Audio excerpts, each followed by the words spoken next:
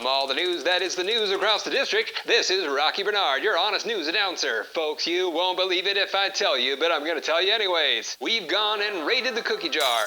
I'm not talking chocolate chip. Yes, 250 band instruments have been purchased across the district. We're talking basses, tubas, oboes, flutes, saxophones, harps. It's musical magic.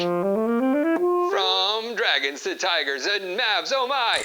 Raiders and warriors and a mound of middle school mascots in between. Students from CD Folks to Cedar Valley can't wait to get their hands on this shiny new hardware.